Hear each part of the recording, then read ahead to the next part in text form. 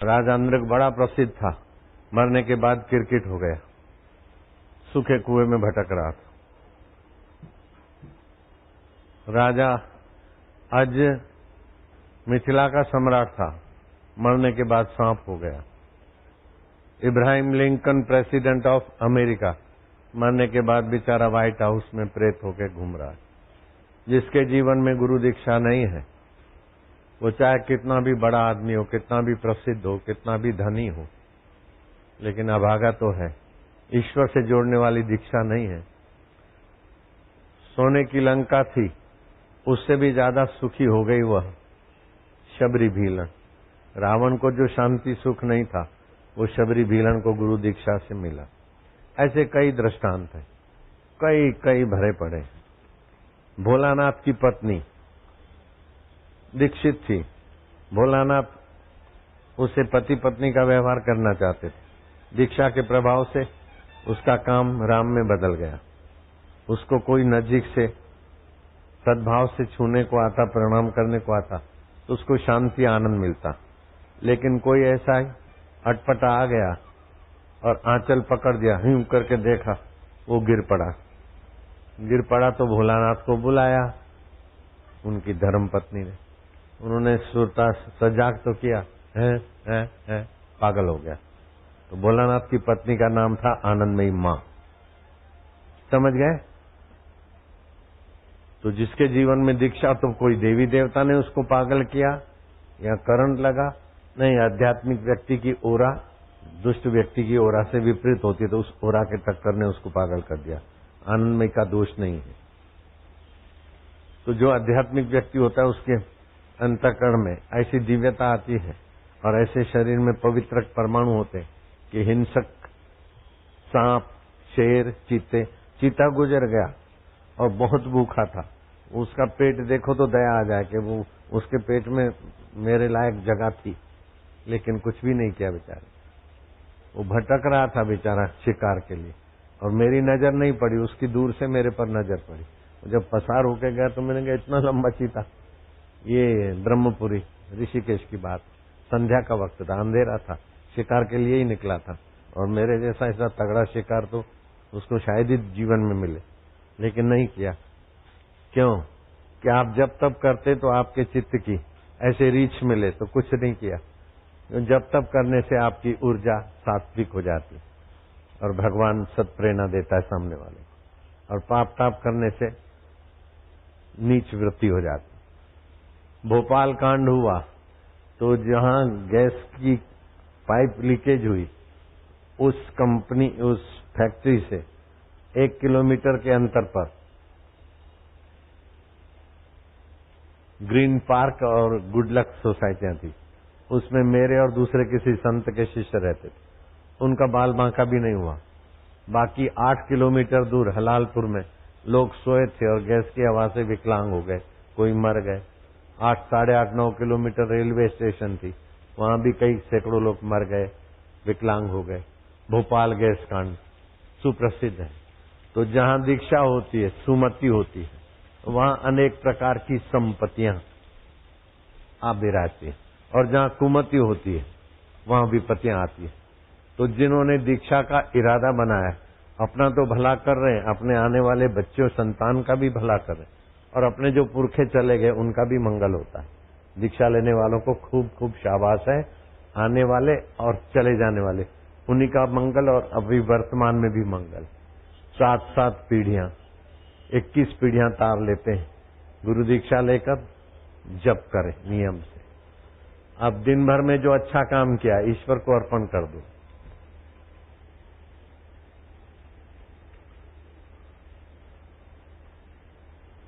और कहीं बुरा काम हो गया तो प्रभु मेरी गलती, मेरी वास्ता मेरी मिटा, आप मेरे दयालु रक्षक हो। ओम हरि नारायण प्रभु प्रभु। फिर सोते समय पूरब के तरफ सिर करके सोना चाहिए। अगर पश्चिम के तरफ सिर करके सोए तो चिंता तुम्हारा पीछा नहीं छोड़ेगी।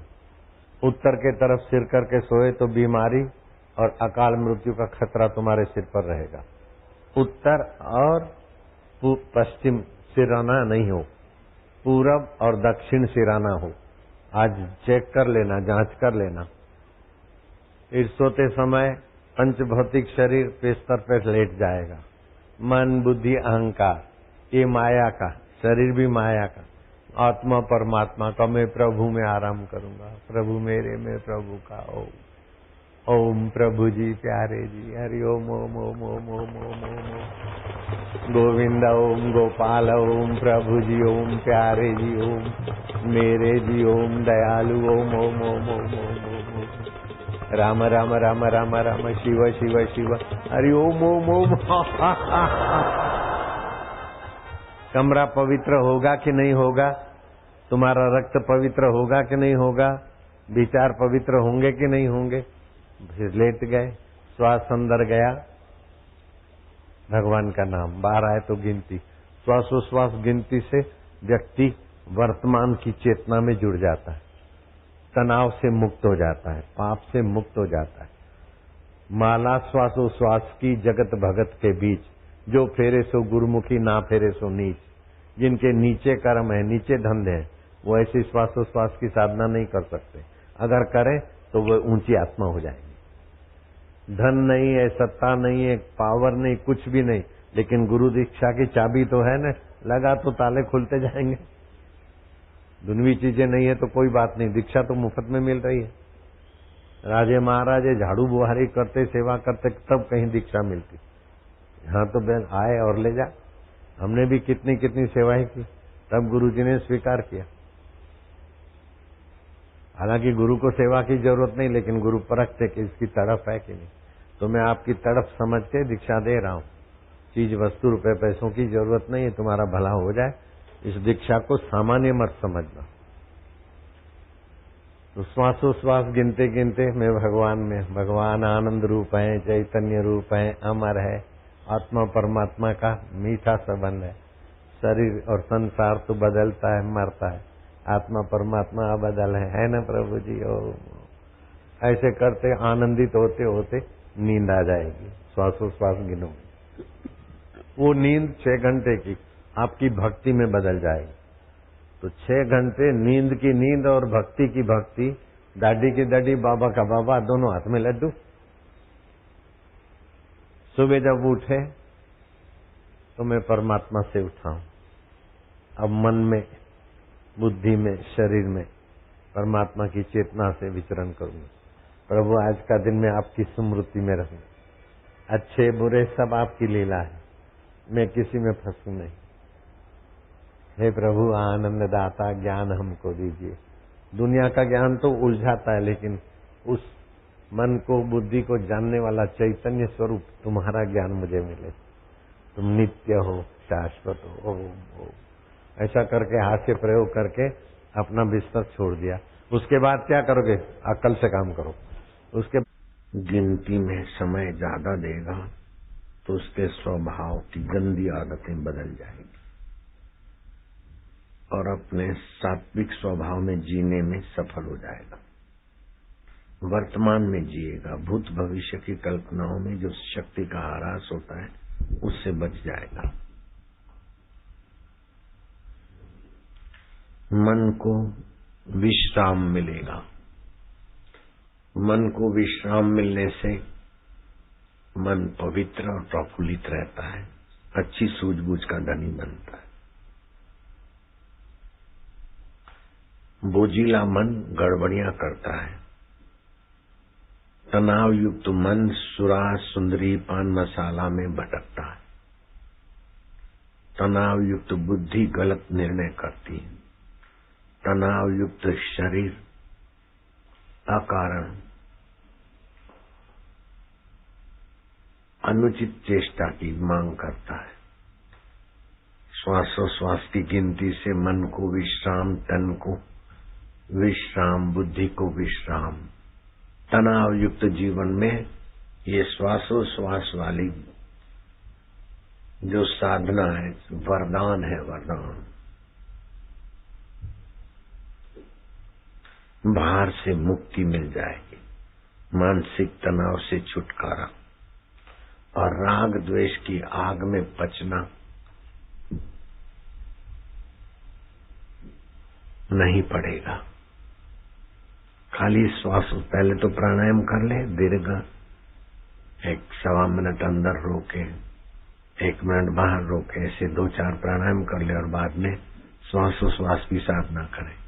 गर्दन पीछे करके लंबे श्वास कर ले, गर्दन आगे करके फिर बैठ जाए श्वास। तो फिर बैठेंगे ना तो एक प्रकार की आसुरी वृत्तियां, गंदी वासनाएं, वातावरण में से गंदे संस्कार आपके मन में बुरे ख्याल आएंगे। तो जब भजन करने बैठोगे बुरे ख्याल आएंगे तो वो बुरे ख्याल को भी सफलता देने की सत्ता तो मिलेगी। एक व्यक्ति बोलता है भगवान नहीं है और उसके अपने लोग हैं नास्तिक, भगवान नहीं है, उसका वाद विवाद करने को तैयार हुए। दूसरा व्यक्ति बोलता है पागलपन छोड़ो, भगवान है। बालू में शक्कर फेंक दो, कीड़ी शक्कर को उठाएगी, बालू को नहीं उठाएगी। कीड़ी में चेतना है और ज्ञान है, वो भगवान का है। वो बोलेगा नहीं, ऑटोमेटिक हो रहा है। जो आंख बताए वो सच्चा, जो मशीन बताए वो सच्चा, लेकिन बुद्धू, मशीन और आंख जिसने बनाई वो कौन है? तो शास्त्रार्थ हो रहा है। नास्तिक अपनी नास्तिक बातें रखकर उस पर वजन दे रहा है, आस्तिक अपनी आस्तिक बातें रखकर उसकी सच्चाई प्रकट कर रहा है। लेकिन भक्त समझता कि आस्तिक की बुद्धि को भी सत्ता वही देता है और नास्तिक की बुद्धि को भी सत्ता वही देता है। गीजर पानी उबाल रहा है और फ्रिज पानी बर्फ बना रहा है, बिजली दोनों को सत्ता दे रहे। वाह प्रभु वाह। आस्तिक नास्तिक को देखकर खिन्न नहीं होगा, आस्तिक तो खिन्न होगा लेकिन भक्त खिन्न नहीं होगा। तो आस्तिक के साथ भक्ति खिन्नता से बचाएगी। वाह प्रभु। नास्तिक को कैसा तर्क करने की कला दे रहा है और आस्तिक की बुद्धि में कैसी प्रेरणा दे रहा है। और आस्तिक नास्तिक और भक्त से निराला कोई ब्रह्मवेता है तो वो बोलता है कि तुम आस्तिक हो अथवा नास्तिक हो, जब भी हराओगे तो बुद्धियों को हराओगे और बुद्धियां कई फुरफुरा के लीन हो जाती है। मुझ अधिष्ठान में इसका कोई असर नहीं पड़ेगा। ब्रह्मवेता अपनी ब्रह्मनिष्ठा में परितृप्ति का अनुभव करेगा।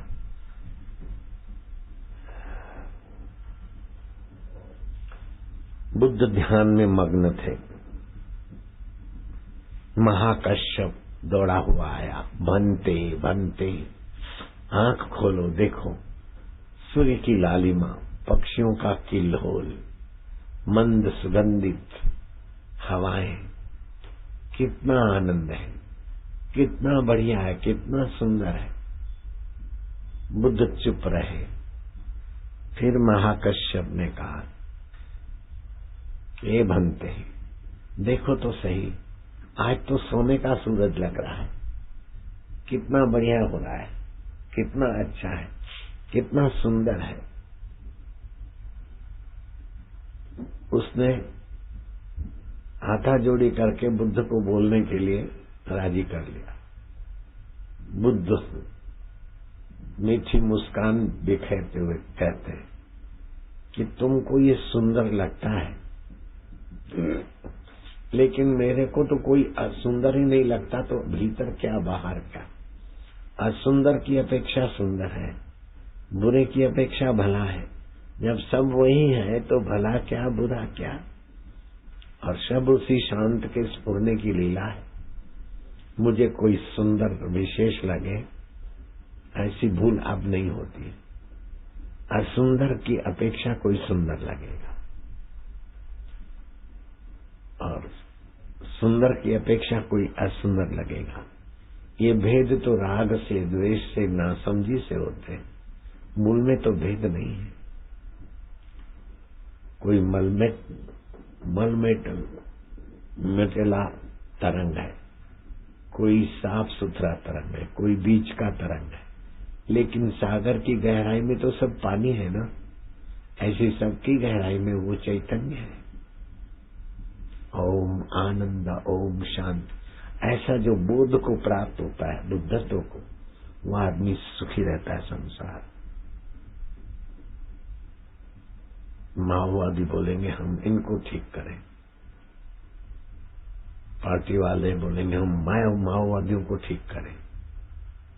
वो माओवादियों की निंदा करेंगे, माओवादी उनकी निंदा मन में सोचेंगे और पूछेंगे नेता कौन है। ढूंढ ढूंढ के नेताओं को डर डर डर पहुंचा दिया।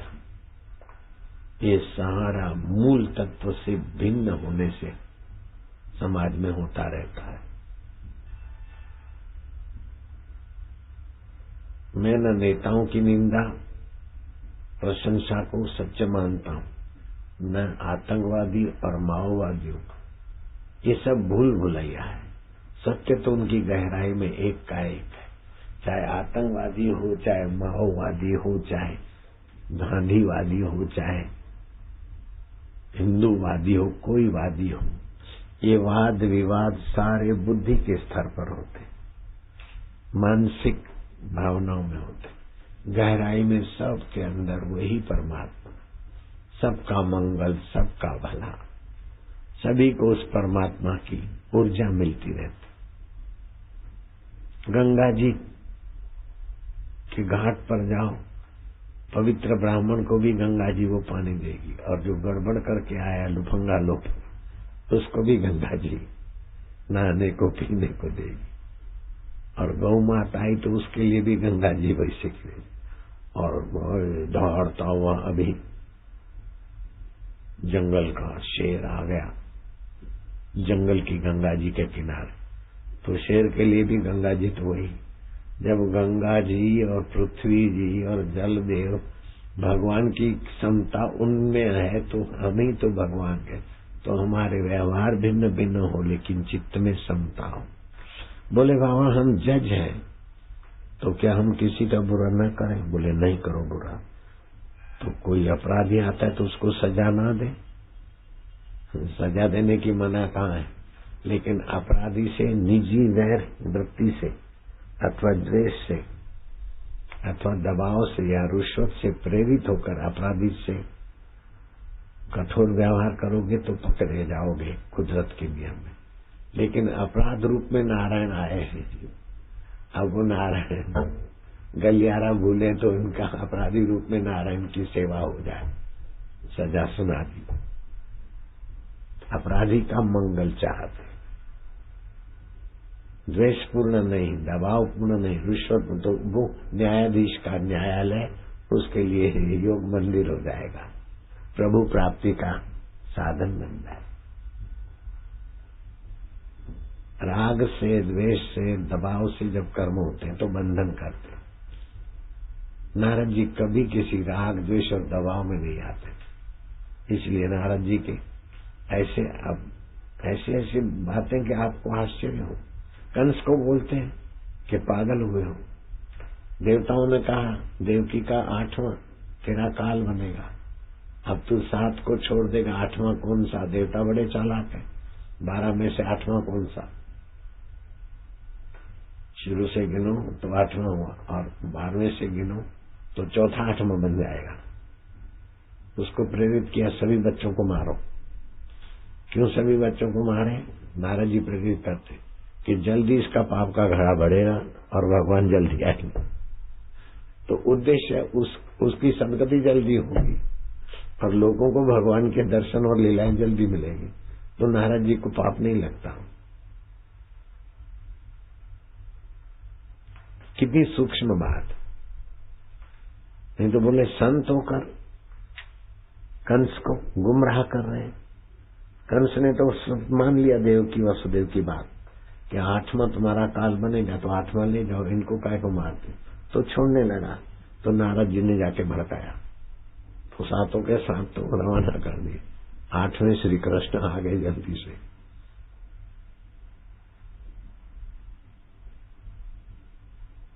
तो सृष्टि की व्यवस्था में ईश्वर की प्रेरणा से राग द्वेष रहित होकर कोई कर्म करता है ज्ञानवान, हनुमान जी ने लंका जला दी, कोई पाप नहीं लगा।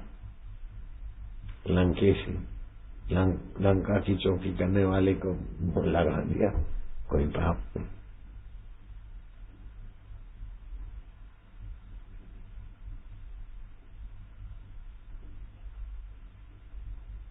तो व्यक्तिगत स्वार्थ, व्यक्तिगत राग, व्यक्तिगत द्वेष व्यक्ति को कर्म बंधन में फंसाता है। लेकिन नियति के अनुसार जब कर्म करते तो कर्म बंधन से मुक्ति हो जाती।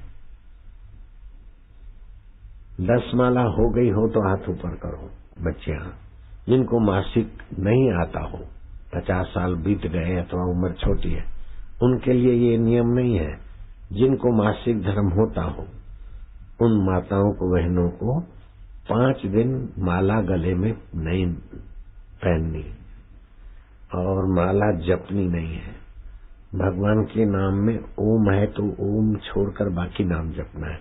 जैसे ओम नमः शिवाय तो शिव शिव, हरि ओम मंत्र तो हरि हरि, ओम ऐम नमः मंत्र है तो ऐम नमः नमः नमः नमः 15 मिनट जपे। ओम गुरु मंत्र तो गुरु गुरु, ओम ग्रहित मंत्र जपे 15 मिनट माला के बिना, महीने में 5 दिन। जिनकी बड़ी उम्र हो गई हो वो घर वालों को बोल देना कि हमारा शरीर मर भी जाए तो हमारी गले की माला पड़ी रहे गले में।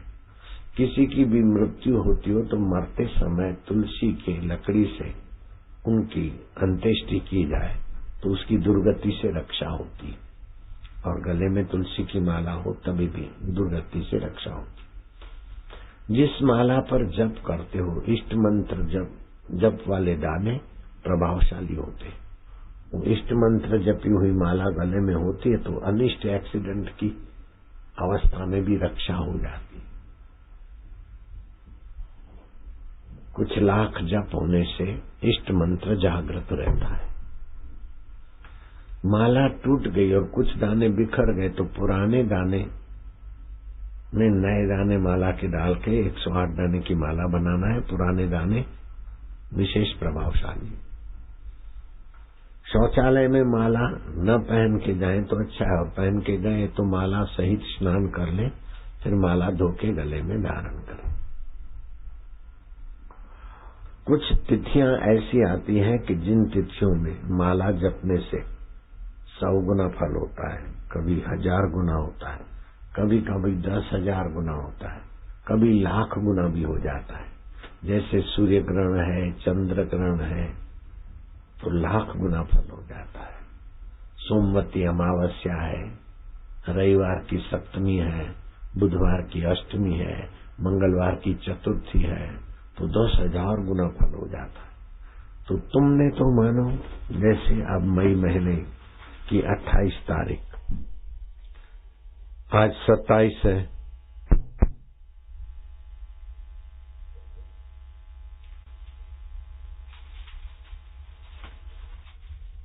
आज मई महीने की 27 तारीख है, सोमवार है, लेकिन कल ही आती है मंगलवार की चतुर्थी। सूर्योदय से लेकर शाम को 7:49 तक। तो जो आज दीक्षा लिया है कल मौन रखकर लग जाओ जप में। एक बार जप करो 10,000 गुना हो जाए तो काहे को छोड़ो। 28 मई माना कल मंगलवार की चतुर्थी है। फिर 13 जून गुरु पुष्य अमृत योग है। सूर्योदय से लेकर सुबह 7:55 उसी दिन का 1.5-2 घंटा 13 जून गुरु पुष्य अमृत योग है। उस दिन भी सूरज उगते ही वो योग शुरू हो जाता है और 8 में 5 कम उसका प्रभाव पूरा हो जाता है। तो 10,000 गुना फल मिलेगा 13 जून। फिर 15 जून को षड़तिला संक्रांति है। पुण्यकाल सूर्योदय से लेकर दोपहर 12:39 तक है। फिर 21 जून को दक्षिणायपन है, पुण्य काल सूर्योदय से लेकर सुबह 10:35 तक। ऐसे ऋषि प्रसाद लोक कल्याण में ये पुण्य तिथियां आती रहती है। तुम ऋषि प्रसाद के मेंबर बनोगे तो नेत्र बिंदु निःशुल्क मिलेगा, अथवा तो ये स्वस्तिक निःशुल्क मिलेगा। घर के वास्तु दोष, पितृ दोष और कलह आदि सब दूर होगा, सुख शांति और बरकत देगा। अथवा नेत्र बिंदु आंखों की तकलीफों को दूर करेगा। इसी नेत्र बिंदु से मेरा चश्मा हट गया और 1 करोड़ से भी ज्यादा हमने बांटी। आज भी कोई बुढ़ापे को जवानी में बदलना चाहता हो तो आंवले का रस की बोतल, उसमें से 10-12 ग्राम आंवले का रस, उतना ही पानी, थोड़ा शक्कर, भोजन के बीच बीच पिए, आए मजबूती आ जाएगी, खोई हुई जवानी फिर बन जाएगी, प्रदर रोग दूर होगा, बहुत सारे फायदे। तो जो आंवले के रस की बोतल लेगा उसको भी नेत्र बिंदु निःशुल्क अथवा तो ये स्वास्तिक निःशुल्क स्टॉल वाला देने की व्यवस्था करे, अथवा तो होम्योपैथी तुलसी की गोलियों की डब्बी 30 रुपए वाली निःशुल्क मिले। अब अपनी अपनी माला पूरी हो गई होगी, बाहें कान में, लेकिन बैल न बंधा हो तो 1000 गुना जप हो गया। पर्व त्योहार को जपते और ब्रह्मचर्य रखते हैं, पुण्य काल में तो जप की संख्या बढ़ जाती है, पुण्य बढ़ जाता है। अगर 4 गुना जप हो गया है तो आपका जन्म कुंडली का सुख स्थान शुद्ध होता है, शरीर और मन पर आघात नहीं पड़ेंगे तो कम हो जाएंगे। कितनी कोई निंदा करे, कितनी वाहवाही करे, घमंड नहीं आएगा, सुकड़ान नहीं आएगी। अगर 5 गुना जप होता है तो जन्म कुंडली का 5वां घर है पुत्र स्थान, विद्या स्थान, वह शुद्ध हो जाएगा। अपुत्रवान को तुम पुत्र दे सकते हो, अविद्वान को भी आशीर्वाद देकर सुरेश सत्संग कर रहे हैं, और पढ़ा लिखा तो भूल गए। सिगरेट बाज, पिक्चर बाजों के साथ, लोफरों के साथ तो ऐसी दोस्ती हो गई कि घर में आने नहीं देते थे। सगी माँ तो मर गई, सौतेली माँ इनको पकड़ के ले आई मेरे पास, ये मर जाए सुरेश, घर में तो आने नहीं देते, पार्टी पे सोता है नीला बाजार में अजमेर में, लेकिन हाथ मार लेता है। 12-15 रुपए कमाती हूँ, आटे के पैसे, इसका बाप दारू पी के पड़ा रहता है और मैं हाथ मशीन चला के और वो पैसे ले जाता है, कभी कटोरियां बेच देता है। ये मर जाए या तो मैं मर जाऊं। मैं क्या, ये भी न मरे तू भी न मरे, तो बोले साईं तुम ले जाओ। मैं क्या, चल आ गया, अनुष्ठान किया। अब देखो सुरेश बापू, अब तो करोड़ों रुपया लोग देवे तभी भी इसको परवाह नहीं। करोड़ों की फार्म हाउस इसके लिए खुले हैं, करोड़ों के मकान खुले हैं। सुरेश तो वही का वही है, लेकिन मंत्र शक्ति से जब से सब बदल गया, ये तो प्रत्यक्ष है। ऐसे कई लोग हैं। तो आज जो तुमको मिला है, मेरे पास धन नहीं है, मेरे पास विद्या नहीं है, मेरे पास जेट नहीं है, मेरे पास फ्रूस नहीं है, अरे सभी का बाप गुरु मंत्र तो है ना, फिर काहे को डरता है रे? शबरी भीलन के पास कुछ भी नहीं था, गुरु मंत्र था तो कहाँ पहुंच गई? सुरेश देखो और भी कई पहुंच गए। अब अपने को दीनहीन, लाचार, मोहताज नहीं मानना। अगर 6 गुना जप होता है तो शत्रु स्थान शुद्ध हो जाता है। कोई आपसे दुश्मनी करे, आप चिंता न करो, थोड़े सावधान रहो, आप मंत्र जपते रहो। अपने आप कुदरत उसका स्वभाव बदलेगी या तो फिर उसको दंड देगी, आपको दंड देने की जरूरत नहीं पड़ेगी। अगर 7 गुना जप होता है तो स्त्री स्थान शुद्ध हो जाता है। शादी विवाह नहीं होता हो तो हो जाएगा उन्हीं व्यक्ति का जो तुम्हारे आशीर्वाद। 8 गुना जप होता है तो मृत्यु स्थान शुद्ध हो जाएगा। चाहे हेलीकॉप्टर गिरे, चाहे गाड़ी गिरे, चाहे कुछ गिरे, सुरक्षा हो जाए। और 9 गुना 9 करोड़ जप होते हैं तो जिस भगवान का जप करते हो वो भगवान प्रत्यक्ष हो जाएंगे। समर्थ रामदास के आगे सीताराम प्रकट हो। इस मंत्र को साधारण मत समझना, हाँ, जप करते रहना। अब अपनी अपनी माला निकालो। गुरु लीवर में हो, चाहे पित्ताशय में हो, के आमाशय में, अपने आश्रम में एक पौधा है, पथरी चट पौधा। 2-2 पत्ते खाए, कुछ ही दिनों में पथरी चट हो जाती, टुकड़े टुकड़े होकर निकल जाती। जिनको प्रसाद मिल गया दीक्षा वालों को, वे हाथ ऊपर करो। शाबाश है। जो बाकी हैं दीक्षा वाले, प्रसाद नहीं मिला, वे हाथ ऊपर करो।